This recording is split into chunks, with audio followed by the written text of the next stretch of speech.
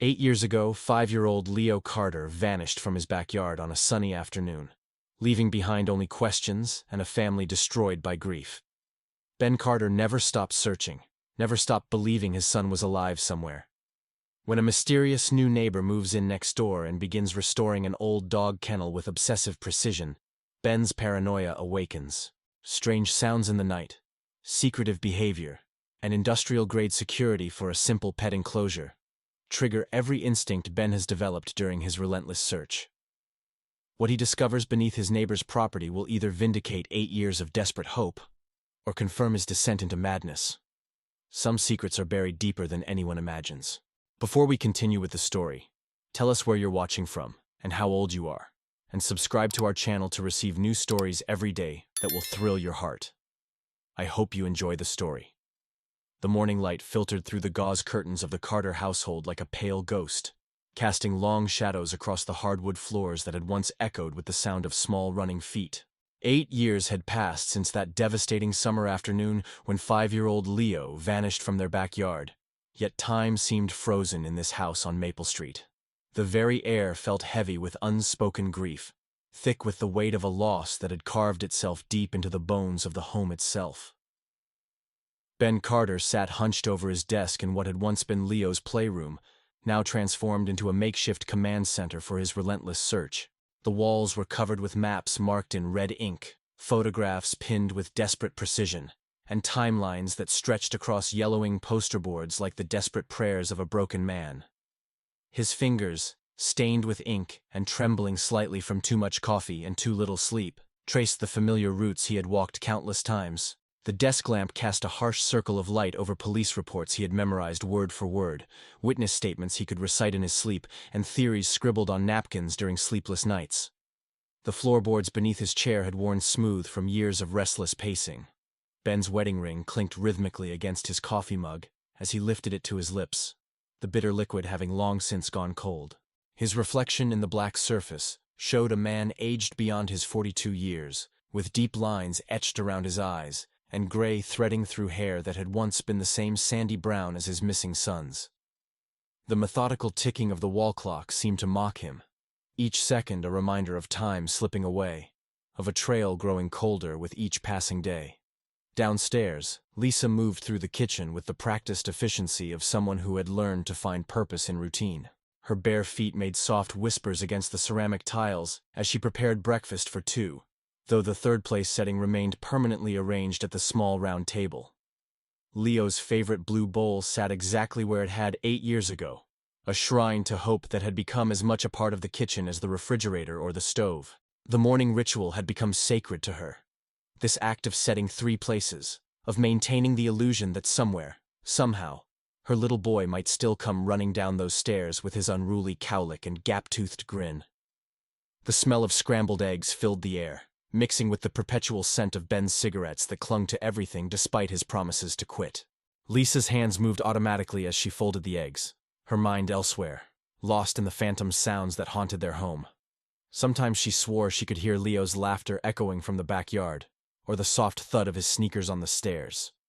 The grief counselor had warned her about these auditory hallucinations, explained how the mind creates what the heart desperately needs to hear. But knowing the science behind her pain didn't make it any less real or any less crushing when the sounds faded back into silence. The kitchen window offered a view of their backyard, where the old oak tree stood sentinel over the sandbox that Ben refused to remove. The yellow police tape had long since been taken down, but the memory of it fluttering in the breeze remained burned into Lisa's retinas.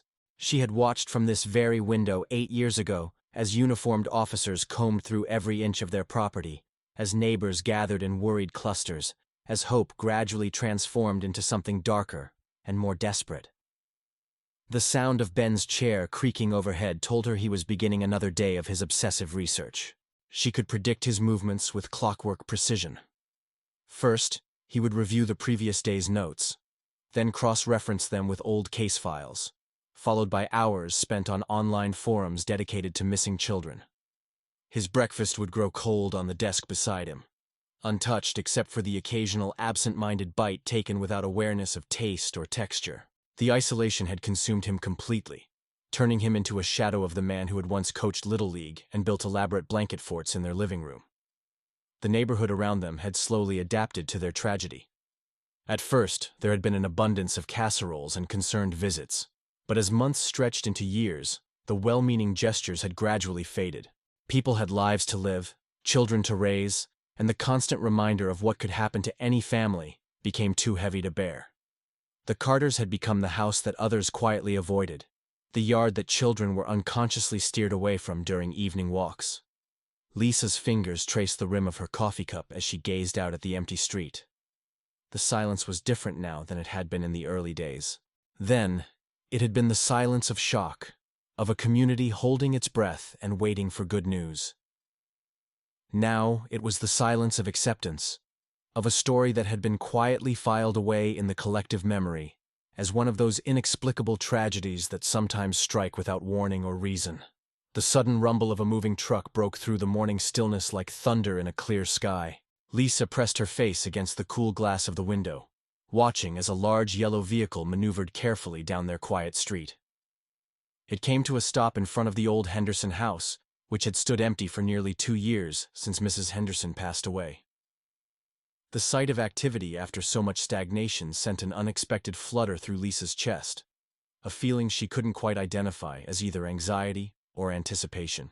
From behind the moving truck emerged a figure that seemed to absorb the morning light rather than reflect it. Arthur Finch was a tall, gaunt man whose dark clothing hung loose on his frame like fabric draped over bones. His movements were deliberate and careful, each gesture calculated as if he were aware of being observed. There was something unsettling about the way he surveyed the neighborhood, his pale eyes moving systematically from house to house before settling momentarily on the Carter residence. Even from a distance, Lisa could sense an intensity in his gaze that made her step back from the window instinctively. The movers worked with professional efficiency, unloading boxes and furniture that seemed oddly sparse for someone moving into a 4-bedroom home. Arthur directed them with minimal conversation, pointing and nodding rather than speaking, his interactions reduced to the bare necessities. There was no family visible, no friends helping with the transition, just this solitary figure overseeing the transplantation of his life into their quiet street. As the morning progressed, Lisa found herself stealing glances at the activity next door, while going through the motions of her daily routine. She folded laundry that still included tiny shirts and dinosaur pajamas, items she couldn't bring herself to donate or store away. Each piece of Leo's clothing was handled with the reverence usually reserved for religious artifacts, carefully smoothed and arranged in drawers that were opened daily but never disturbed.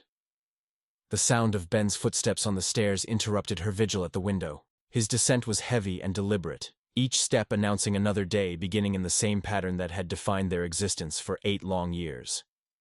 When he entered the kitchen, his bloodshot eyes briefly met hers, and in that moment, she saw the familiar cocktail of desperation and determination that had become as much a part of him as his brown eyes or crooked smile. Ben noticed the moving truck immediately, his gaze sharpening with the intensity of someone who had trained himself to observe every detail of his environment. New arrivals meant new possibilities, potential witnesses who might have information about that terrible day 8 years ago. His mind began automatically cataloging questions. Where had Arthur lived before? What had brought him to Fairwood? Had he been in the area 8 years ago when Leo disappeared? The newcomer's behavior struck Ben as odd from the very beginning. Most people moving into a neighborhood made some effort to introduce themselves, to establish connections with their new neighbors. Arthur Finch seemed determined to avoid any such contact, working quickly to direct the movers while maintaining a careful distance from anyone who might approach. When Mrs. Patterson from across the street walked over with what appeared to be a welcome basket, Arthur accepted it with a brief nod and immediately retreated into his house, closing the door with finality that discouraged any further social overtures. As the moving truck pulled away, leaving behind only the evidence of Arthur's sparse belongings, an unsettling quiet settled over the street once again. But this silence felt different, charged with the presence of someone who seemed to carry shadows with him wherever he went. The Henderson house, which had stood empty and somehow hopeful for 2 years, now seemed to crouch against its foundation like a living thing that had suddenly grown wary. Ben spent the remainder of the day stealing glances out various windows, studying his new neighbor's patterns of movement and behavior. Arthur appeared at different windows throughout the day, always briefly, always observing rather than simply looking. There was a systematic quality to his surveillance that reminded Ben uncomfortably of his own obsessive habits, as if Arthur were conducting his own form of reconnaissance on the neighborhood he had chosen to join. The day concluded as most days did in the Carter household, with Lisa preparing dinner for two while setting three places, and Ben retreating to his command center to add new notes to his ever-expanding collection of observations. The arrival of Arthur Finch had injected a new variable into their carefully controlled routine, and neither Ben nor Lisa could shake the feeling that their quiet street would never be quite the same again. The second week of Arthur Finch's residence brought with it a peculiar rhythm that began to infiltrate Ben's already obsessive observation patterns. From his upstairs window, Ben had developed an almost scientific approach to monitoring his new neighbor's activities, noting the precise times Arthur emerged from his house, the tools he carried, and the methodical way he approached his mysterious backyard project. The old Henderson property, once a source of neighborhood nostalgia with its well-maintained flower beds and cheerful yellow shutters, had transformed into something that felt deliberately secretive under Arthur's stewardship. Each morning at exactly 7:15, Arthur would step onto his back porch carrying a thermos of what appeared to be black coffee and a leather tool bag that looked worn from years of use. His movements were measured and purposeful, lacking the casual spontaneity of someone simply puttering around their yard. Instead, every gesture seemed calculated, as if he were following an invisible blueprint that existed only in his mind. The way he surveyed his property before beginning work reminded Ben uncomfortably of how he himself had learned to scan crowds and public spaces, always searching, always alert for signs that others might miss. The focal point of Arthur's daily ritual was an ancient dog kennel that sat in the far corner of his backyard, partially obscured by an overgrown lilac bush that Mrs. Henderson had planted decades ago. The structure had been there for as long as anyone in the neighborhood could remember, a remnant from when the Henderson family had owned a pair of golden retrievers that had been beloved fixtures on their evening walks. After the dogs passed away years ago, the kennel had been left to weather and decay, its chain-link fencing rusted and its wooden frame warped by countless seasons of rain and snow. Ben watched with growing fascination as Arthur began what could only be described as a complete restoration of the kennel. But this was no casual weekend project driven by nostalgia or practical need. Arthur approached the structure with an intensity that bordered on reverence, spending hours examining every joint, every piece of hardware, every inch of fencing with the concentration of an archaeologist studying ancient artifacts. His hands moved over the deteriorated wood with surprising gentleness, as if he were conducting some sort of silent communion with the structure itself. The first major change Ben noticed was the systematic replacement of all the kennel's hardware. Arthur arrived home one afternoon with several bags from the hardware store, their contents carefully inventoried and arranged on a blue tarp beside the kennel. Heavy-duty hinges, industrial-grade padlocks, and reinforced steel mesh began replacing the original modest components that had been adequate for containing friendly family pets.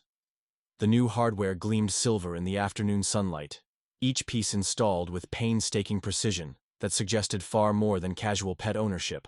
As the days passed, Ben found himself timing his own activities around Arthur's work schedule. He would position himself at the kitchen window during his morning coffee, ostensibly reading the newspaper, but actually tracking every movement next door. The pretense of normalcy felt increasingly hollow as his curiosity transformed into something approaching obsession.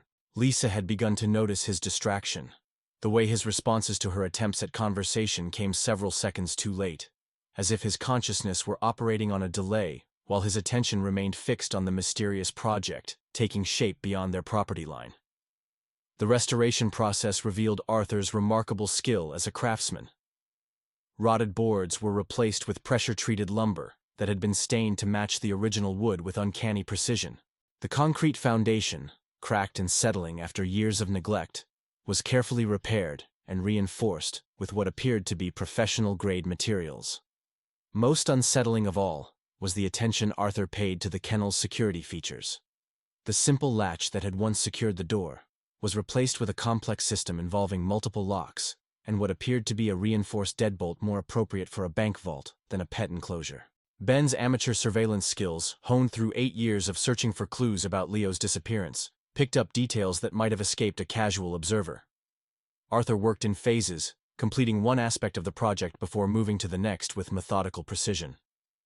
The man seemed to operate according to an internal schedule that required specific tasks to be finished by certain deadlines known only to him. When rain interrupted his work, Arthur would retreat to his garage, where the sounds of power tools could be heard at odd hours, suggesting that the kennel restoration was only one component of a larger, more complex undertaking. The most disturbing aspect of Arthur's behavior was his apparent awareness of being observed.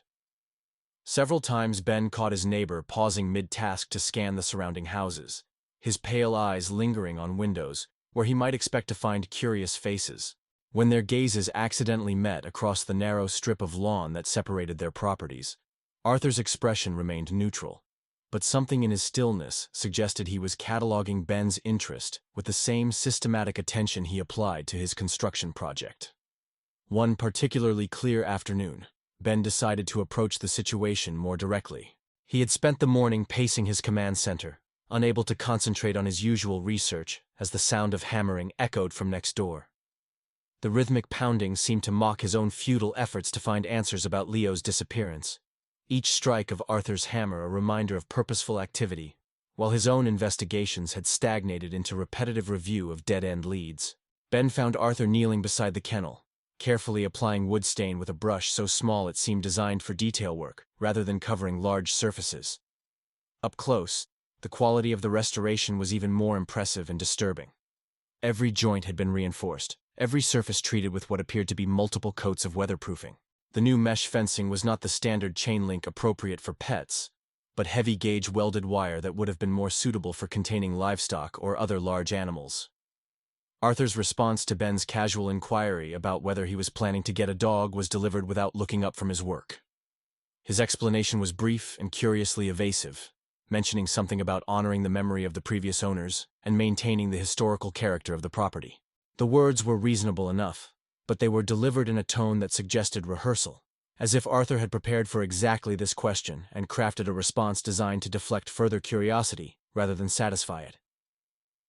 What struck Ben most forcefully about this brief exchange was Arthur's hands. Despite his apparent skill as a craftsman, his fingers bore no calluses or permanent stains that would suggest a lifetime of manual work. Instead, his hands were pale and soft, with carefully maintained nails that spoke of indoor work and minimal exposure to the elements. Yet he handled his tools with professional competence, selecting the right implement for each task without hesitation or trial and error. This contradiction added another layer to Ben's growing unease about his new neighbor's true background and intentions. In the days following their encounter, Arthur's work on the kennel took on an almost frantic quality. He began arriving home from whatever daytime activities occupied him, and immediately heading to his backyard, working until well past sunset with the aid of powerful LED work lights that cast harsh shadows across his property. The night work created an atmosphere of urgency that seemed at odds with a simple restoration project. Ben found himself standing at his bedroom window in the dark, watching the strange tableau of Arthur bent over his project like some sort of midnight craftsman, driven by invisible deadlines. The kennel's transformation was nearing completion, but its purpose remained as mysterious as ever. Arthur had installed what appeared to be a ventilation system, with discrete vents positioned at regular intervals along the structure's walls. The interior had been fitted with what looked like rubberized flooring and drainage systems that seemed far more sophisticated than necessary for housing a family pet. Most unsettling of all was the addition of what appeared to be soundproofing material, thick foam panels that lined the interior walls and would muffle any noise generated within the enclosure. Ben's sleep became increasingly fragmented as his mind worked obsessively to decode the puzzle of Arthur's project. He would lie awake constructing theories about his neighbor's intentions, each possibility more disturbing than the last. The methodical nature of the construction, the industrial-grade security measures, the apparent soundproofing, none of these features aligned with simple pet ownership. Instead, they suggested preparation for containing something or someone who might not be there willingly. The final detail that pushed Ben's suspicions beyond mere curiosity occurred on a Thursday evening when Arthur was making what appeared to be final adjustments to his completed project. Ben watched from his darkened bedroom as his neighbor tested the kennel's various locking mechanisms, systematically checking each component with the thoroughness of someone whose security depended on perfect functionality. But it was Arthur's final action that sent a chill through Ben's chest. His neighbor stood back to survey his completed work, and for just a moment, his carefully neutral expression shifted into something that looked disturbingly like satisfaction mixed with anticipation, as if he were imagining the kennel in use rather than simply admiring craftsmanship. In that brief, unguarded moment, Ben glimpsed something in Arthur's face that confirmed his worst fears about what might be planned for the meticulously restored enclosure. The transformation of Ben Carter's nightly routine into an elaborate surveillance operation had been so gradual that even he failed to recognize how completely it had consumed his existence. What had begun as casual observation from the kitchen window had evolved into a complex system of strategic positioning that utilized every vantage point their house offered. The attic window, previously used only for accessing holiday decorations, had become his primary observation post, equipped with a folding chair, a notebook for recording Arthur's activities, and a pair of binoculars that had once been reserved for birdwatching expeditions that now felt like relics from a different lifetime. Each evening after Lisa fell asleep, Ben would make his careful ascent to the attic, stepping only on the reinforced boards to avoid creaking sounds that might alert his wife to his nocturnal vigil. The narrow stairs protested under his weight with soft groans that seemed amplified in the darkness, each sound a potential betrayal of his secret mission.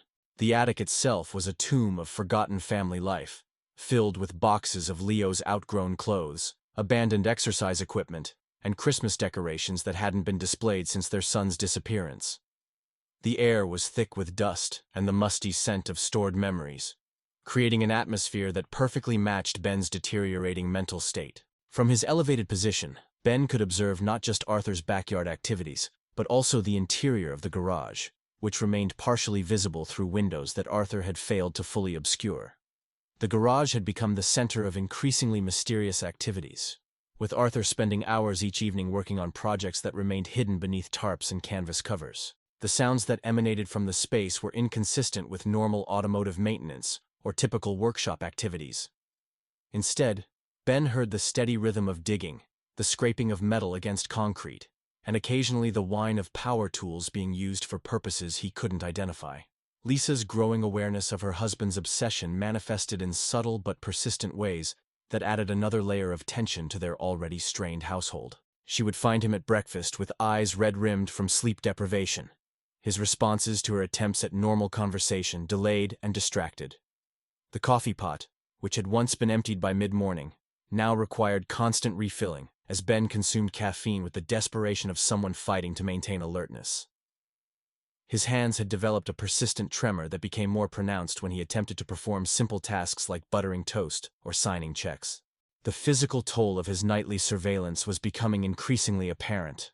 Dark circles had formed permanent shadows beneath Ben's eyes, and his clothes hung loose on a frame that had grown gaunt from meals forgotten in favor of maintaining his watch. He had lost weight with the same systematic thoroughness that characterized all his obsessions. Each pound shed a testament to the single-minded focus that had replaced normal human needs, like adequate nutrition and restorative sleep.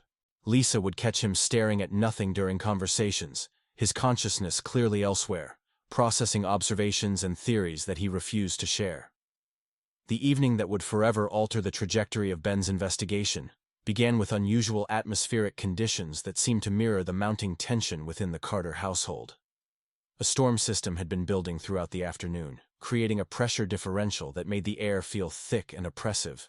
The sky had taken on an ominous yellow-green tint that suggested the possibility of severe weather, and the neighborhood dogs had begun the restless whining that often preceded significant meteorological events.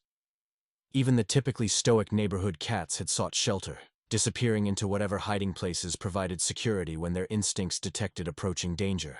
Ben's ascent to his observation post that evening was accompanied by the first rumbles of distant thunder and the irregular gusts of wind that signaled the storm's approach. The attic window rattled in its frame as he settled into his usual position, adjusting the binoculars to compensate for the decreased visibility caused by the gathering darkness and swirling clouds. Arthur's property looked different under the threatening sky, the shadows deeper and more angular, transforming familiar landscape features into shapes that seemed potentially sinister. Arthur himself appeared to be working with unusual urgency that evening, his movements quick and purposeful as he made repeated trips between his house and the garage. He carried what appeared to be supplies, including several large containers that he handled with extreme care, as if their contents were either valuable or dangerous. The methodical way he secured each item before returning for the next suggested preparation for the approaching storm. But there was something in his behavior that struck Ben as excessive, as if he were protecting more than simple property from potential weather damage. The wind began to intensify as the evening progressed, creating a symphony of creaking trees and rattling windows that provided an unsettling soundtrack to Ben's observation. The old oak in their backyard, which had provided shade during Leo's childhood games, now swayed with movements that seemed almost violent, its branches reaching toward Arthur's property like grasping fingers. The lilac bush that partially concealed the restored kennel thrashed back and forth, occasionally revealing glimpses of the structure that had become the focus of Ben's growing paranoia. It was during a particularly strong gust that the event occurred which would validate Ben's worst suspicions while simultaneously pushing him closer to a psychological breaking point. The wind caught the edge of a large tarp that Arthur had secured over what appeared to be construction materials near the garage's side entrance. For just a moment, the canvas lifted and twisted, providing Ben with an unobstructed view of something that shouldn't have existed in a residential neighborhood garage. Beneath the tarp, partially illuminated by the harsh fluorescent lights that Arthur had installed for his nighttime work sessions, Ben glimpsed the curved edge of what could only be described as a dome-like structure. The surface appeared to be made of poured concrete, smooth and seamless in a way that suggested professional construction rather than amateur home improvement. The structure seemed to emerge from the garage floor itself, as if Arthur had somehow excavated beneath his foundation to create additional underground space. The implications of what he had witnessed sent a shock of adrenaline through Ben's system that left his hands trembling and his heart racing with a rhythm that seemed to echo the thunder now rolling across the neighborhood. Underground construction in residential areas required permits, inspections, and utility clearances that Arthur had obviously not obtained. More disturbing was the question of why someone would undertake such an elaborate and expensive project in secret, and what purpose such a hidden space might serve. Ben's mind immediately began constructing theories, each more disturbing than the last. The dome structure suggested a significant engineering undertaking, something designed to be permanent and secure. Combined with the suspicious renovation of the kennel and Arthur's secretive behavior, the hidden construction painted a picture of someone preparing for activities that required both concealment and containment. The methodical nature of Arthur's preparations suggested long-term planning, the execution of a design that had been conceived and refined over considerable time. As Ben struggled to process the implications of his discovery, the storm reached its full intensity. Rain began pelting the attic window with increasing force, creating rivulets that distorted his view and requiring constant adjustment of his position to maintain surveillance. The thunder had evolved from distant rumbles to sharp cracks that seemed to split the sky directly overhead, each bolt of lightning providing brief, stark illumination of Arthur's property that revealed new details while casting everything else into deeper shadow. It was during one of these lightning flashes that Ben heard the sound that would haunt his dreams and drive him to actions that would ultimately expose the truth he had been desperately seeking. At first, he dismissed it as a product of the storm's chaos, perhaps the wind creating unusual resonances in the metal gutters or the creaking of stressed building materials. But as the sound repeated, carried on a momentary lull in the wind's howling, Ben recognized it with a clarity that felt like physical pain striking his chest. The sound was crying. Not the wailing of wind through architectural gaps or the protest of metal under stress, but the unmistakable sobbing of a child in distress. The sound seemed to emanate from the direction of Arthur's garage, muffled and distant, but heartbreakingly human in its cadence and rhythm. Ben's entire body went rigid with recognition and disbelief, his mind struggling to process whether this was the answer to 8 years of desperate searching, or simply the final breakdown of a psyche pushed beyond its limits by grief and obsession. The crying continued for perhaps 30 seconds, long enough for Ben to confirm its reality and attempt to pinpoint its location, before vanishing as suddenly as it had appeared. The absence was somehow more disturbing than the sound itself had been, leaving Ben straining to detect any trace of what he had heard while questioning his own sanity. The storm continued its assault on the neighborhood, but for Ben, everything else had faded into insignificance compared to those few seconds of sound that might have represented either vindication or complete psychological collapse. His hands shook uncontrollably as he adjusted the binoculars, desperately scanning Arthur's property for any visual confirmation of what his ears had detected.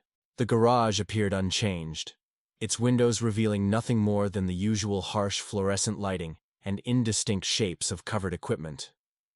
Arthur himself had disappeared, presumably taking shelter inside his house as the storm reached its peak intensity. The kennel sat silent and secure, its reinforced construction easily weathering the wind that was causing lesser structures throughout the neighborhood to creak and sway. Ben remained frozen at his observation post long after the immediate intensity of the storm had passed, his mind cycling through endless repetitions of what he had heard and what it might mean.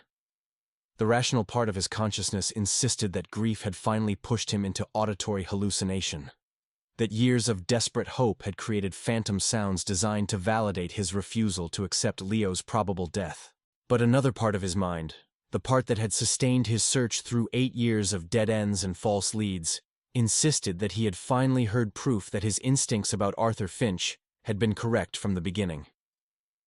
The remainder of the night passed in a fog of confusion and desperate analysis, as Ben struggled to determine whether he had experienced a breakthrough or a breakdown. The storm gradually moved on, leaving behind the fresh scent of rain-washed air and the dripping sounds of water finding its way back to earth through gutters and downspouts. But for Ben Carter, the night had fundamentally altered his understanding of what was possible, pushing him toward actions that would soon transform his suspicions into confrontation and his long search for truth into its most dangerous phase. The morning after the storm found Ben Carter in a state of psychological suspension, caught between the desperate hope that he had finally discovered the truth and the terrifying possibility that his grief had driven him to complete delusion. He sat at the kitchen table, his untouched coffee growing cold as he stared through the window at Arthur's property, searching for any sign that the previous night's revelation had been real. The neighborhood looked scrubbed clean by the rain, with puddles reflecting the pale morning light and debris scattered across lawns in random patterns that spoke of nature's violence. But beneath this veneer of storm-washed normalcy, Ben felt the presence of something fundamentally wrong festering just beyond his ability to prove. Lisa moved around the kitchen with the careful deliberation of someone navigating around a volatile explosive device. She had witnessed Ben's deterioration over the past weeks, watched him transform from a grief-stricken but functional husband into something resembling a man possessed by forces beyond rational comprehension. The previous night had been the worst yet, with Ben returning from his attic vigil in a state of agitation that had made sleep impossible for both of them. He had paced their bedroom until dawn, muttering fragments of theories and observations while Lisa pretended to sleep, her body rigid with anxiety about what her husband might do next. The weight of 8 years of false hopes and dead ends had created a psychological landscape where Ben could no longer distinguish between genuine breakthrough and the cruel tricks his mind played when desperation exceeded reason. Every lead that had seemed promising had ultimately dissolved into disappointment. Each potential witness had proven unreliable, and every theory he had constructed had crumbled under the weight of contradictory evidence. Yet something about the previous night felt different, carrying a quality of certainty that transcended his usual cycle of hope and despair. Ben's conviction that he had heard genuine crying was reinforced by physical details that his trained observational skills had cataloged even in the midst of emotional chaos. The sound had carried specific acoustic properties that suggested it originated from an enclosed space, echoing in ways consistent with underground construction rather than open air. The timing had coincided with the momentary lull in wind noise, creating a brief window when such sounds would be audible despite the storm's fury. Most convincing of all was the way the crying had ceased abruptly, as if someone had actively intervened to silence it rather than it fading naturally. Throughout the morning, Ben monitored Arthur's routine with the intensity of a predator studying its prey. His neighbor's schedule had become as familiar to him as his own heartbeat, each departure and return logged in the notebook that had become his constant companion. Arthur typically left his house at 9:15 each morning, driving his dark sedan to destinations unknown and returning between 4 and 5 in the afternoon. The predictability of this pattern had provided Ben with countless opportunities for observation, but never before had he contemplated direct action. The plan that formed in Ben's mind was both simple and terrifying in its potential consequences. He would wait for Arthur's departure, then find a way into the garage to investigate the hidden structure he had glimpsed during the storm. The logical part of his brain recognized the enormous risks involved, from criminal trespass charges to the possibility of confronting a dangerous individual on his own territory. But the father in him, the part that had never stopped searching for his missing son, overwhelmed such practical concerns with the desperate need to know the truth. Lisa's attempts to dissuade him from whatever course of action she could sense building in his demeanor were met with responses that revealed the depth of his transformation. Ben's eyes held a quality of focused determination that she had not seen since the early days after Leo's disappearance, when his search efforts had been driven by the reasonable belief that quick action might lead to recovery. But this new intensity carried an undertone of desperation that suggested a man who had reached the absolute limit of his emotional endurance and was prepared to risk everything for the possibility of answers. At precisely 9:15, Arthur emerged from his house carrying his usual leather briefcase and scanning the neighborhood with the systematic attention that had become characteristic of his daily routine. Ben watched from behind the kitchen curtains as his neighbor performed what appeared to be a security check, examining his property for any signs of disturbance before walking to his car with the measured pace of someone who never acted without careful consideration. The dark sedan pulled out of the driveway and disappeared down the street, leaving behind a silence that felt pregnant with dangerous possibility. Ben waited exactly 15 minutes after Arthur's departure before beginning his approach.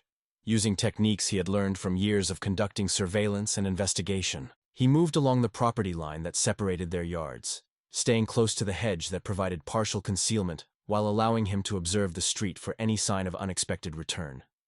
His heart hammered against his ribs, with a rhythm that seemed loud enough to alert the entire neighborhood to his intentions, while his hands trembled with a combination of adrenaline and caffeine withdrawal that made fine motor control nearly impossible.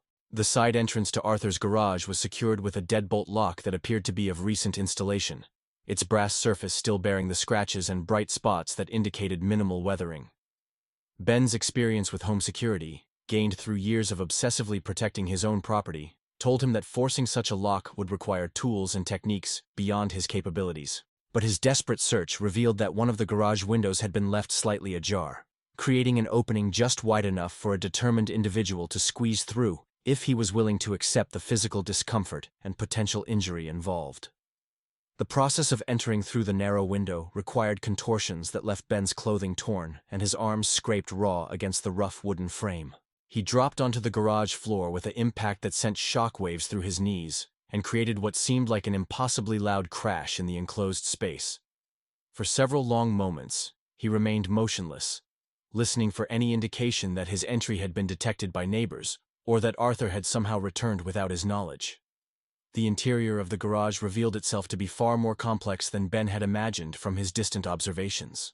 What had appeared to be a typical residential garage from outside was actually a sophisticated workshop equipped with professional-grade tools and construction materials that spoke of extensive and expensive preparation. Workbenches lined the walls, their surfaces organized with the precision of someone who approached every task with methodical planning. Power tools hung from pegboards in arrangements that suggested frequent use, while stacks of construction materials occupied every available corner. But it was the floor that provided the evidence Ben had been seeking. Where a normal garage would have featured a continuous concrete slab, Arthur's floor showed clear signs of recent excavation and reconstruction. A circular section approximately 8 feet in diameter had been cut out and replaced, its surface slightly different in color and texture from the surrounding concrete. The edges where new met old were visible to someone looking for them, creating a pattern that resembled a massive trapdoor built into the foundation itself. Ben's exploration of this anomaly led him to discover what appeared to be a concealed access mechanism built into what looked like ordinary garage equipment. A hydraulic car jack, positioned near the circular concrete section, had been modified with additional hardware that suggested it served a purpose beyond automotive maintenance.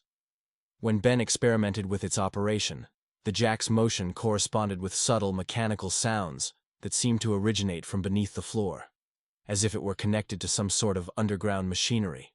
The breakthrough came when Ben noticed that the restored kennel in the backyard was positioned directly above where the underground structure would logically extend.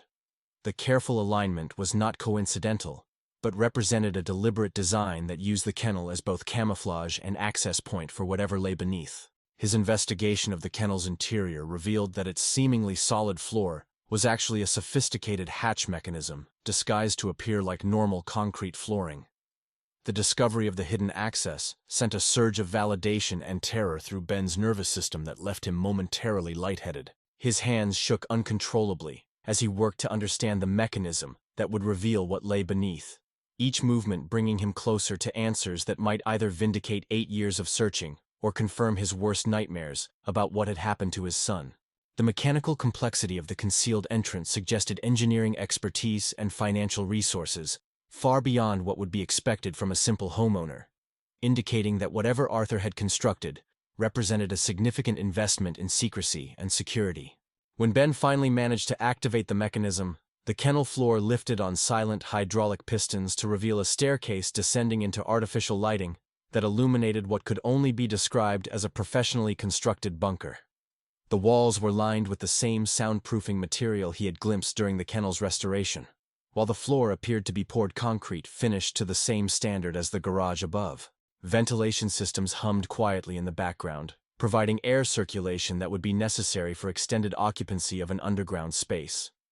The moment of discovery brought with it a cocktail of emotions that threatened to overwhelm Ben's ability to function rationally. Hope, which had sustained him through 8 years of disappointment, suddenly blazed with intensity that was almost physical in its power. But intertwined with hope was a terror that grew from understanding that he had discovered something that validated every paranoid theory he had constructed about Arthur Finch. The professional quality of the construction, the elaborate concealment, and the sophisticated life support systems all pointed to preparation for activities that required both secrecy and the ability to hold someone against their will. Ben's descent into the bunker was accompanied by the awareness that he was crossing a threshold from which there might be no return. Each step down the concrete stairs brought him closer to truths that could either reunite him with his son or confirm that the world contained horrors beyond his ability to comprehend. The artificial lighting revealed a space that had been designed with meticulous attention to detail, from the reinforced construction that would muffle any sounds from within to the multiple rooms that suggested long-term occupancy rather than temporary storage. As he reached the bottom of the stairs, Ben realized that his heart was beating with such force that he could feel his pulse in his temples and fingertips. The air in the bunker carried scents that spoke of recent occupancy, a combination of cleaning products, processed food, and something else that his mind refused to identify, but that triggered every parental instinct for protection and rescue.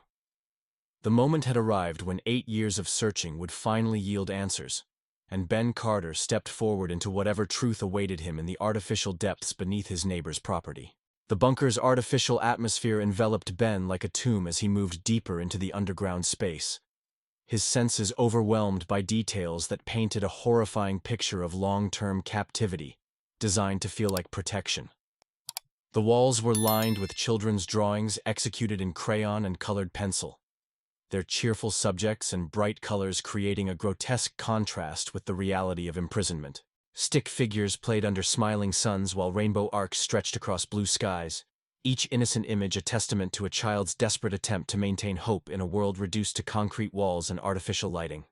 The main living area had been furnished with meticulous attention to creating an illusion of normalcy that was more disturbing than any obvious dungeon would have been. A small bed sat against one wall, its sheets printed with cartoon characters that would appeal to a young boy, while shelves lined with age-appropriate books and educational materials suggested someone had carefully curated an environment designed to support a child's intellectual development.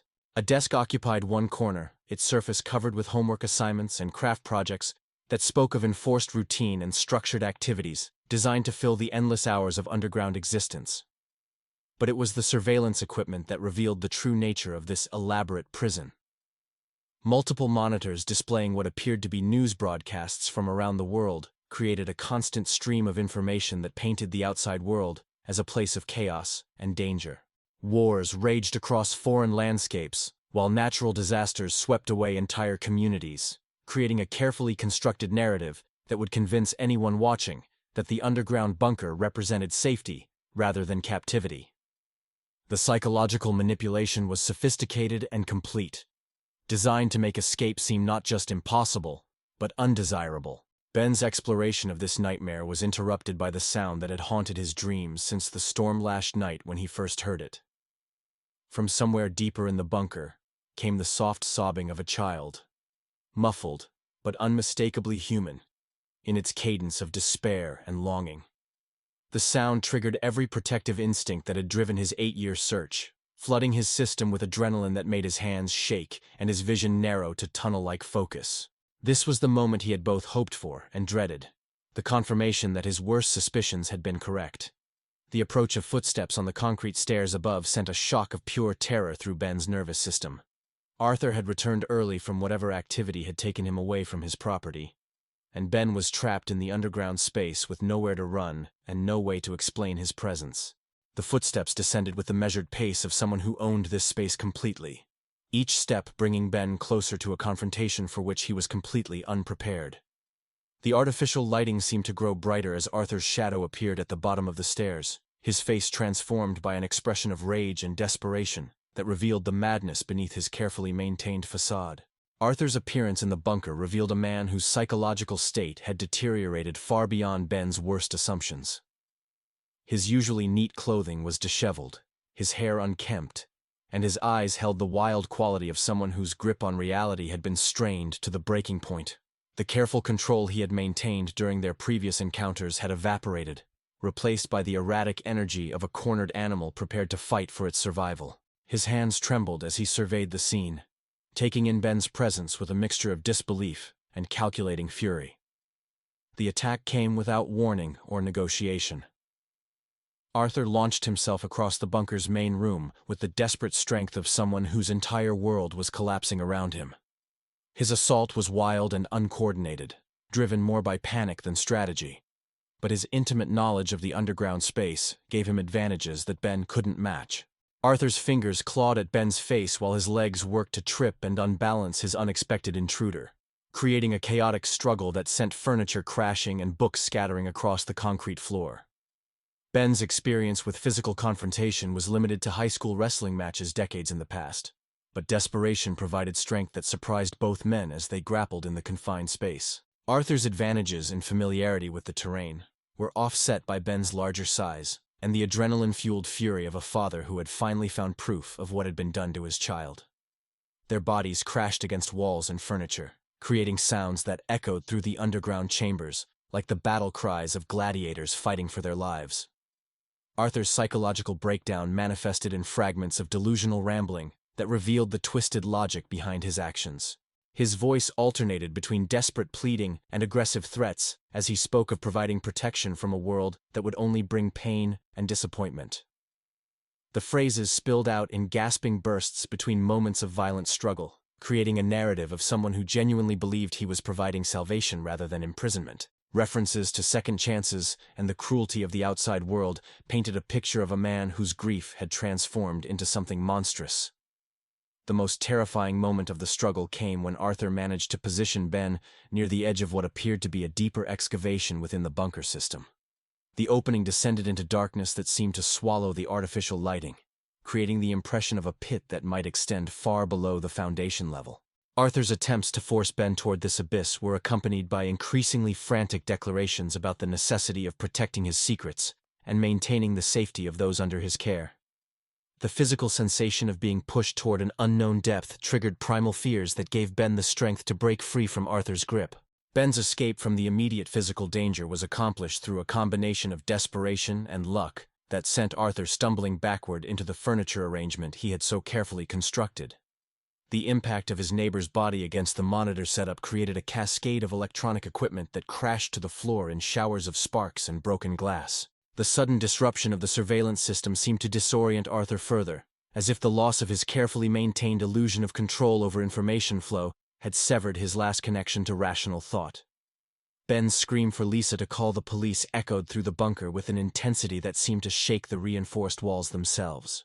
The sound carried all the accumulated desperation of 8 years of searching, all the terror of the current situation, and all the hope that rescue might still be possible for whatever child had been imprisoned in this elaborate underground prison. His voice cracked with emotion as he repeated the desperate plea, praying that Lisa would hear him, despite the soundproofing that Arthur had installed to prevent exactly such communication with the outside world. The response from above came in the form of Lisa's voice, faint but audible through the ventilation system, confirming that she had heard his cries and was already on the phone with emergency services. The knowledge that help was coming provided Ben with a surge of renewed energy, but it also seemed to drive Arthur deeper into his psychotic break. The man began moving frantically around the bunker, attempting to restore order to the chaos their struggle had created, while muttering increasingly incoherent explanations for his actions and justifications for the underground prison he had constructed. The sound of approaching sirens penetrated even the sophisticated soundproofing of Arthur's bunker, creating a wailing crescendo that announced the arrival of law enforcement and the end of whatever twisted game had been playing out in the depths beneath the neighborhood. Arthur's reaction to the approaching authority was a mixture of resignation and desperate last-minute attempts to hide evidence of his activities. He moved with the frantic energy of someone trying to clean up a crime scene in the moments before discovery, his actions revealing just how aware he was of the enormity of what he had done. But it was not the arrival of the police that created the moment Ben would remember for the rest of his life. Instead, it was the soft sound of movement from deeper within the bunker system, the careful footsteps of someone emerging from hiding places that Ben had not yet discovered. The sound was cautious and uncertain, as if whoever was approaching was unsure whether the chaos they had witnessed represented rescue or simply a change in the nature of their captivity. The figure that emerged from the shadows was small and thin, moving with the careful deliberation of someone who had learned to be constantly alert for danger. His red hair caught the artificial lighting in a way that created a halo effect around his head, while his pale skin spoke of years spent away from natural sunlight. But it was his eyes that broke Ben's heart and confirmed his wildest hopes simultaneously. They were the same green eyes that Ben saw every morning in his own reflection, the same intelligent gaze that had looked up at him from cribs and high chairs and bicycle seats 8 years ago. The boy's age was immediately apparent despite the changes that years of captivity had wrought on his appearance. Where Leo had disappeared as a 5-year-old child, this figure was clearly approaching adolescence, his height and build consistent with someone who had continued growing despite the constrained circumstances of his imprisonment. His clothing was clean but institutional, suggesting that Arthur had maintained his physical care while keeping him isolated from the world above. The moment of recognition was electric and devastating in equal measure. Ben saw in this boy's face the ghost of the child he had lost overlaid with the reality of the young person that child had become in captivity. The features were familiar yet changed, matured by years that should have been spent in classrooms and playgrounds, rather than in underground chambers lit by artificial suns. The boy's expression was one of uncertainty and fear, clearly confused by the chaos that had erupted in his carefully controlled environment. Arthur's reaction to the boy's appearance was immediate and possessive, his earlier violence replaced by a desperate protectiveness that revealed the depth of his delusion. He positioned himself between Ben and the child, his arms spread wide in a gesture that was meant to be protective, but appeared threatening given the circumstances. His voice took on the tone of someone explaining obvious truths to people too foolish to understand, describing how he had saved this child from a world that would only bring pain and disappointment. The sound of police equipment being deployed above them created a backdrop of official activity that announced the end of Arthur's elaborate charade. Heavy footsteps on the garage floor above were followed by the mechanical sounds of professional rescue equipment being positioned to access the bunker. Voices called down through the opening, authoritative and calm, requesting information about the situation and the number of people involved.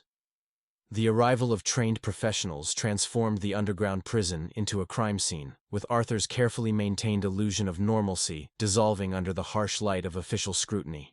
Ben's focus remained fixed on the boy who might be his son, studying every detail of his appearance for confirmation of what his heart already knew to be true. The way the child held his head, the shape of his hands, the nervous gesture of touching his hair when frightened, all carried echoes of the 5-year-old who had vanished from their backyard on a summer afternoon that felt like both yesterday and a lifetime ago. The recognition was mutual, though filtered through years of psychological manipulation that had taught the boy to distrust his own memories and perceptions of the world above.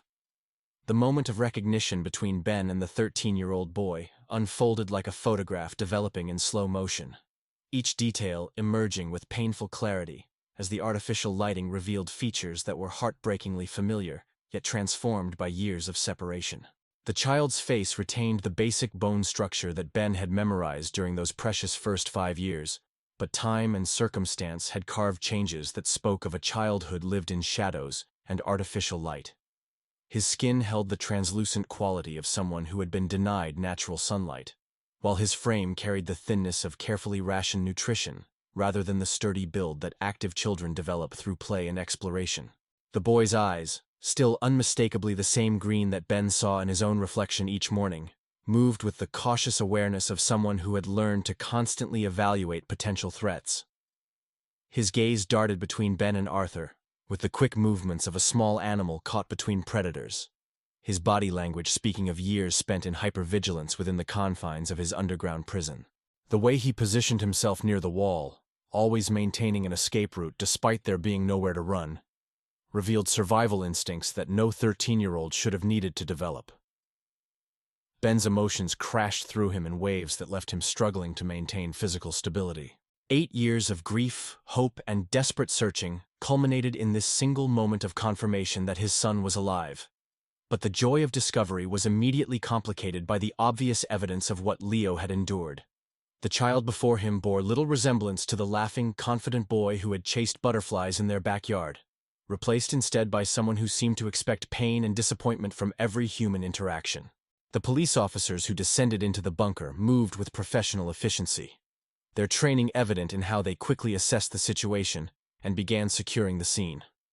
Their heavy boots echoed against the concrete floors as they documented the elaborate underground prison that Arthur had constructed, their flashlight beams revealing details that painted an increasingly disturbing picture of long-term captivity disguised as protection. The lead officer, a woman whose weathered face suggested years of dealing with humanity's darkest impulses, approached Arthur with the careful movements of someone who recognized dangerous mental instability. Arthur's resistance to arrest was not physical, but psychological, his voice rising in increasingly frantic explanations of his actions that revealed the depth of his delusion. As the handcuffs clicked around his wrists, he continued to insist that he had been protecting the boy from a world that would only bring suffering and abandonment. His words spilled out in a desperate torrent, describing how he had saved this child from parents who had failed to keep him safe. How he had provided education and care and love in an environment free from the chaos and violence that plagued the surface world.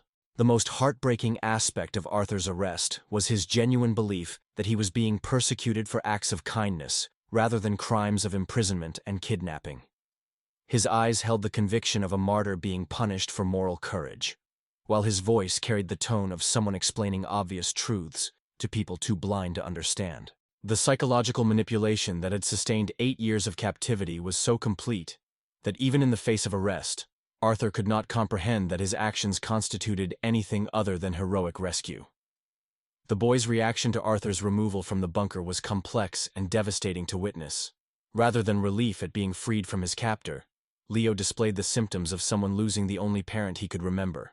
His small frame shook as he watched the man who had defined his entire world being taken away in handcuffs, his eyes wide with confusion and what appeared to be genuine distress. Years of psychological conditioning had created a bond between captor and captive that transcended rational understanding, leaving the child genuinely concerned for the welfare of his abductor. When Ben attempted to approach his son, the boy's reaction was immediate and heartbreaking. Leo pressed himself against the concrete wall, his body language screaming of fear and rejection as he confronted these strangers who claimed to have rights to his existence. The careful psychological programming that Arthur had employed had included specific warnings about people who might try to trick him with false claims of relationship, creating layers of distrust that would not be easily overcome by simple declarations of parental love. Ben's voice shook as he tried to explain who he was, his words coming out in broken fragments that reflected the overwhelming nature of the moment. The simple phrase identifying himself as Leo's father seemed to hang in the artificial air of the bunker like an accusation, met by the boy's blank stare and slight shake of his head. 8 years of being told that his real parents had abandoned him, that Arthur was his only true family, had created a reality in Leo's mind that could not be easily displaced by the sudden appearance of people claiming to love him. Lisa's arrival at the bunker entrance was heralded by the sound of her sobbing, which echoed down the concrete stairs and reached them before she did.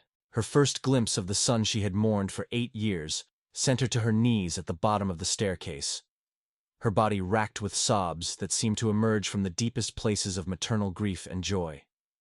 The sight of Leo alive but transformed by his ordeal created an emotional overload that left her temporarily unable to speak or move, paralyzed by the conflicting impulses to embrace her child and respect the obvious fear he displayed toward strangers. The photograph that Lisa carried in her wallet had been taken just weeks before Leo's disappearance, showing a happy family at a neighborhood barbecue where 5-year-old Leo sat between his parents with a gap-toothed grin and ice cream on his shirt.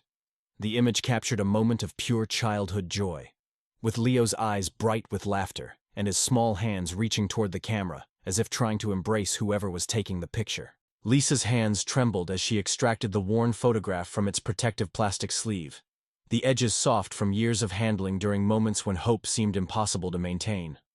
When Lisa showed Leo the photograph, his reaction was a masterpiece of psychological confusion that revealed the depth of Arthur's manipulation. The boy studied the image with intense concentration, his young brow furrowed as he tried to reconcile what he was seeing with the reality he had been taught to believe. His fingers traced the outline of the small boy in the picture, and for just a moment, recognition flickered in his eyes like a candle flame in wind. But years of being told that his memories were false, that any recollections of life before Arthur were dangerous fantasies, quickly reasserted themselves. Leo's voice, when he finally spoke, carried the careful precision of someone who had been taught to distrust his own thoughts and feelings. He explained in measured tones that Arthur had shown him pictures like this before, warning him that bad people might try to confuse him with false images and made-up stories about a family that had never really existed. The psychological programming had been so thorough that even faced with photographic evidence, Leo could not allow himself to believe that his underground existence had been anything other than necessary protection.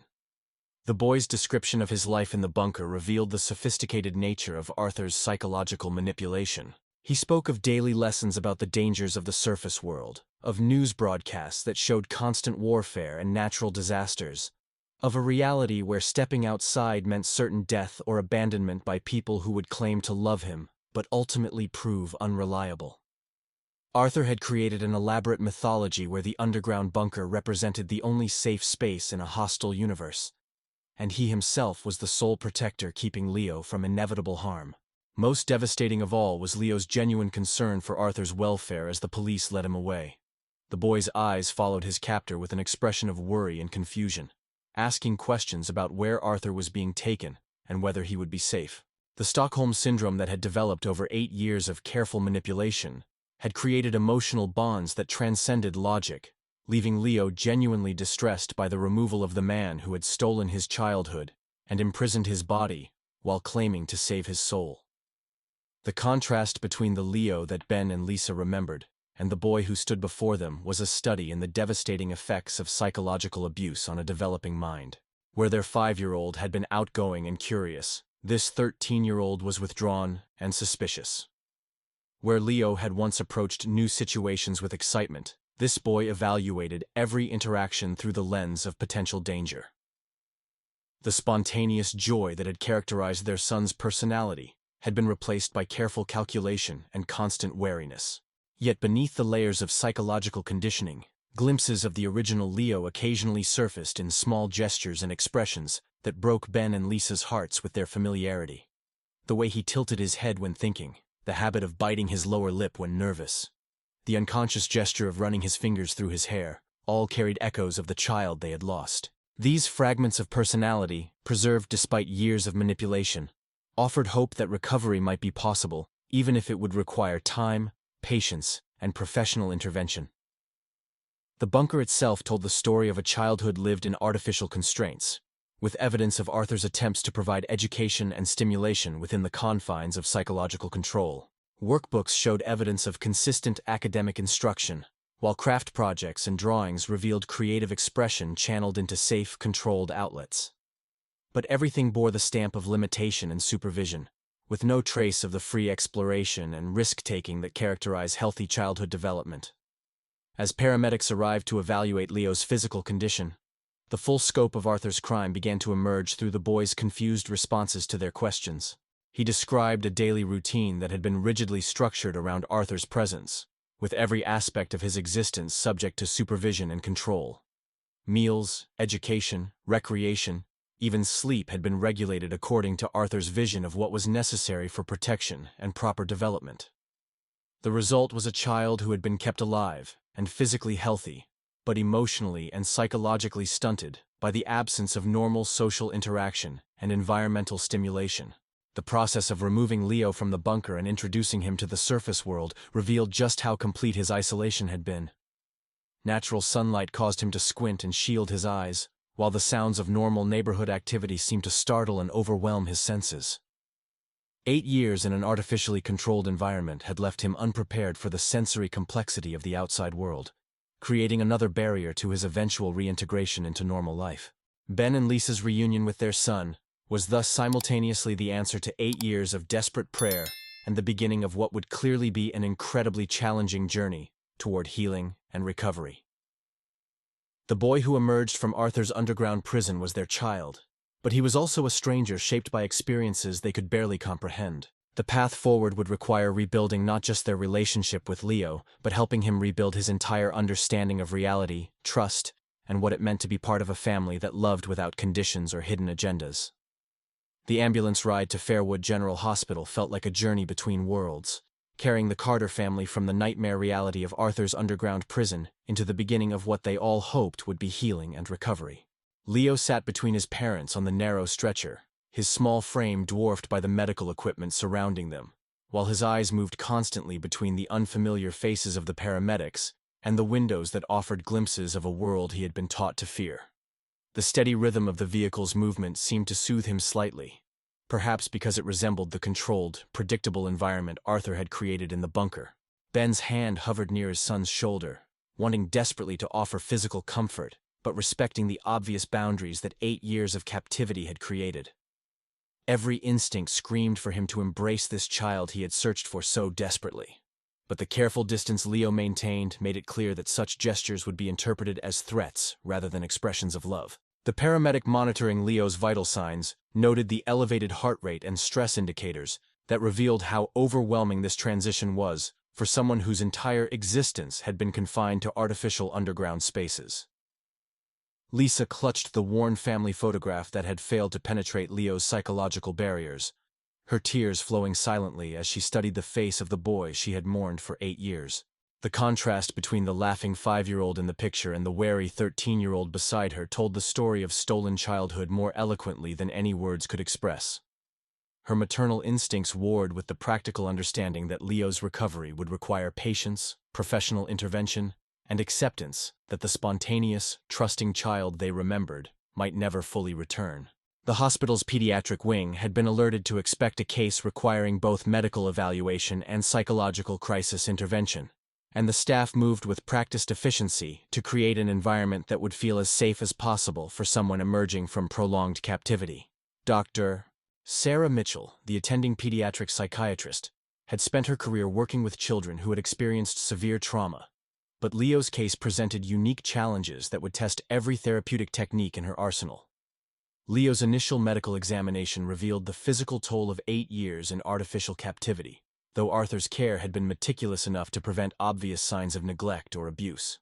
His pale skin spoke of prolonged absence from natural sunlight, while his slightly underdeveloped musculature indicated a childhood spent without adequate physical activity or outdoor play. Blood tests would later reveal vitamin deficiencies consistent with a restricted diet, though his overall nutritional status suggested Arthur had taken care to provide adequate calories and basic nutrients. More concerning were the psychological markers that became apparent during the intake process. Leo's responses to routine questions revealed the depth of his programming, as he automatically recited explanations for his underground existence that painted Arthur as a protector rather than a captor.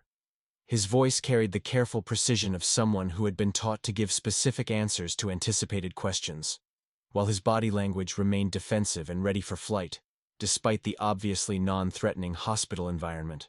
The child psychiatry team had prepared a specially designed room that would feel less clinical and more residential, with soft lighting, comfortable furniture, and carefully chosen decorations that would appeal to a 13-year-old while avoiding any imagery that might trigger trauma responses. Leo's reaction to this space was complex, as he seemed simultaneously grateful for the comfort and suspicious of kindness that came without obvious strings attached. His years in captivity had taught him that every benefit came with conditions, and he waited nervously for someone to explain what would be expected of him in return. Dr. Mitchell's initial assessment sessions with Leo revealed the sophisticated nature of Arthur's psychological manipulation, and the extraordinary challenge that lay ahead in helping this child reclaim his authentic identity. Leo spoke with genuine affection about Arthur, describing him as someone who had sacrificed everything to keep him safe from a world filled with war, disease, and people who would abandon him the moment caring became inconvenient. The alternate reality Arthur had created was so complete and internally consistent that challenging it would require extreme care to avoid causing further psychological damage. Meanwhile, the investigation into Arthur's background provided crucial context for understanding how a seemingly ordinary man had become capable of such elaborate criminal behavior. Search warrants for his property revealed years of meticulous planning and preparation, with detailed journals that documented his psychological deterioration following the death of his own daughter in a car accident 3 years before Leo's disappearance. The entries revealed a man whose grief had transformed into obsession, who had convinced himself that he could provide the perfect childhood that fate had denied his own child. Arthur's journals painted a heartbreaking picture of a father whose loss had consumed his ability to distinguish between love and possession, between protection and imprisonment. His entries described watching Leo play in the Carter's backyard and seeing in this happy, healthy child the opportunity to create the safe, controlled environment he had failed to provide for his own daughter. The psychological progression from grief to delusion to criminal action was documented in painful detail, showing how a man's love for his lost child had transformed into something monstrous. The technical sophistication of Arthur's underground prison became more apparent as investigators cataloged its features and systems. The bunker had been equipped with advanced air filtration, water purification, and waste management systems that could have supported occupancy for decades. Computer systems displayed carefully curated news feeds and educational content designed to support Arthur's narrative about the dangerous outside world while providing Leo with intellectual stimulation. The level of planning and investment required suggested that Arthur had been preparing for this crime for months or even years before Leo's actual disappearance. Most disturbing were the psychological profiles Arthur had developed of potential victims, with detailed observations of neighborhood children and their families' routines and vulnerabilities. Leo had not been chosen randomly, but selected specifically because Arthur had identified him as a child whose disappearance would create maximum impact while providing the personality traits Arthur sought in a surrogate son. The cold calculation behind what had appeared to be an impulsive crime revealed depths of premeditation that would influence sentencing recommendations. Ben and Lisa's vigil at the hospital extended through the first critical 72 hours as medical and psychological professionals worked to establish baseline assessments and begin the initial stages of Leo's recovery process. They took turns maintaining constant presence in the corridor outside his room, neither willing to leave despite the obvious exhaustion that 8 years of searching followed by this emotional upheaval had created. Their commitment to remaining available while respecting Leo's need for space demonstrated the careful balance that would characterize the entire recovery process. The breakthrough moment came on the 3rd day when Leo asked to see the family photograph again, his curiosity finally overcoming the psychological barriers Arthur had constructed. Dr. Mitchell facilitated this interaction with careful attention to Leo's stress responses, ready to intervene if the confrontation with suppressed memories became too overwhelming. Leo studied the image with intense concentration, his young fingers tracing the outline of his 5-year-old face, while his expression revealed the internal struggle between conditioned rejection and emerging recognition. The first crack in Arthur's carefully constructed reality came when Leo quietly asked why the little boy in the photograph looked exactly like him, a question that suggested his suppressed memories were beginning to surface, despite years of programming designed to prevent exactly this recognition. Dr. Mitchell used this opening to begin gently challenging the false narrative Leo had been taught, introducing concepts of recovered memory and identity reconstruction that would become central themes in his long-term therapy. Lisa's emotional breakthrough came when Leo unconsciously hummed a lullaby she had sung to him every night during his first 5 years, the melody emerging from some deep place in his consciousness that Arthur's programming had been unable to reach. The recognition was mutual and immediate, with Lisa's tears flowing as she realized that somewhere beneath the psychological conditioning, her little boy had never completely forgotten the love that had surrounded him before his world became confined to concrete walls and artificial lighting. The hospital's social services team worked diligently to prepare for Leo's eventual discharge, coordinating with educational specialists, trauma therapists, and family counselors to create a comprehensive support network that would address every aspect of his reintegration into normal life. The challenges ahead were enormous, from helping Leo develop age-appropriate social skills to addressing the educational gaps created by 8 years of isolated, controlled learning. Each professional involved understood that Leo's recovery would be measured in years rather than months, requiring sustained commitment from everyone involved. Ben's transformation during those hospital days was remarkable to witness, as 8 years of obsessive searching gave way to patient, careful attention to his son's actual needs, rather than his own desperate desire for reunion. He learned to interpret Leo's subtle signals of comfort and distress, respecting boundaries while gradually building the trust that would eventually allow for genuine emotional connection. The command center in their attic, with its maps and files and theories, would be dismantled and replaced with resources focused on healing rather than searching. The moment that would forever mark the beginning of the Carter family's new chapter occurred on Leo's 5th day in the hospital, when he finally allowed his parents to sit on either side of his bed while Dr. Mitchell read them a children's story that Leo had identified as vaguely familiar. As the familiar rhythm of shared reading filled the room, Leo's hand gradually moved closer to Ben's until their fingers touched in the first voluntary physical contact between father and son in 8 years. The embrace that followed was tentative and brief, but it carried the weight of 8 years of separation, grief, hope, and love that had never diminished despite the apparent impossibility of reunion. Leo's small frame fit differently in his parents' arms than it had when he was 5, but the essential connection that defines family relationships remained intact beneath all the psychological damage and conditioning. The three of them sat together in the soft hospital lighting, holding each other with the gentle care of people handling something infinitely precious and fragile. Dr. Mitchell's final notes from those initial days documented not just the extent of Leo's trauma, but also his remarkable resilience and the strength of the family bonds that had survived 8 years of forced separation. Her recommendations for ongoing treatment were extensive and would require years of commitment, but her prognosis included cautious optimism that Leo could eventually develop into a healthy, functional adult despite the extraordinary circumstances of his childhood. The discharge planning meetings revealed the complexity of reintegrating someone who had spent over half his life in captivity back into normal society, but also demonstrated the extensive support network that had assembled around the Carter family. Community members, medical professionals, educators, and law enforcement had all committed to providing whatever resources might be needed to ensure Leo's successful recovery and the family's eventual return to something approaching normal life. As they prepared to leave the hospital for the first time as a complete family in 8 years, Ben, Lisa, and Leo stood together in the doorway of the room that had served as the beginning of their healing process. Leo's hand rested in Lisa's, while his other arm was carefully positioned around Ben's waist, the physical connection representing a level of trust that would have seemed impossible just days earlier. The journey ahead would be long and challenging, filled with setbacks and breakthroughs in equal measure. But for the first time in 8 years, the Carter family was facing the future together. We want to hear your opinion about this thrilling story. What do you think will happen with them? Tell us your name, where you are watching from. Don't forget to like and subscribe to the channel so you don't miss the new stories coming up. See you next time.